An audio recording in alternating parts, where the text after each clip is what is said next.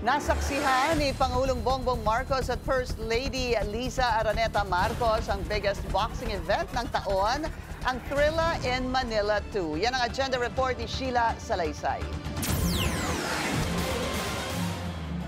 Sa pagdiriwang ng ika-50 anibersaryo ng makasaysayang Thrilla in Manila, nakiisa si Pangulong Ferdinand R. Marcos Jr. sa mga tagahanga ng boxing sa Smart Araneta Coliseum sa Quezon City. Kasama niya si First Lady Liza Araneta Marcos at malugod na tinanggap ng pambansang kamao at dating Senator Manny Pacquiao, ang founder at CEO ng MP Promotions. Dumalo rin sa event ang mga kilalang personalidad na sina Araneta City Owner at dating Senator Mar Rojas at Araneta Group Chairperson George Araneta. Sa Thrilla in Manila 2, nasaksihan ng Pangulo ang laban ng apo ni Muhammad Ali na si Nico Ali Walsh kontra Thai boxer na si Kitty Saklinson, isang middleweight bout na nagtapos sa draw.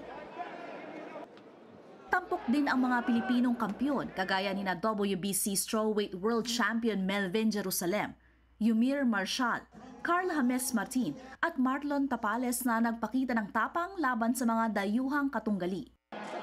Layunin ng pagdiriwang na hindi lang bigyang pugay ang laban ni na Ali at Fraser noong 1975, kundi ipagmalaki rin ang mayamang pamana ng Pilipinas sa palakasan at ang talento ng mga Pilipinong boksingero sa buong mundo.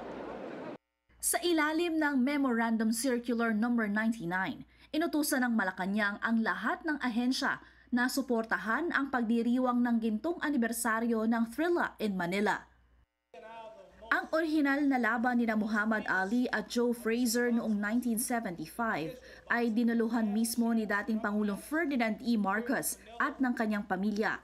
Isang laban na nagtapos sa panalo ni Ali matapos ang 14 rounds at itinuturing na isa sa pinakadakilang laban sa kasaysayan ng boxing. Para sa agenda, Sheila Salaysay, Billionaire News Channel.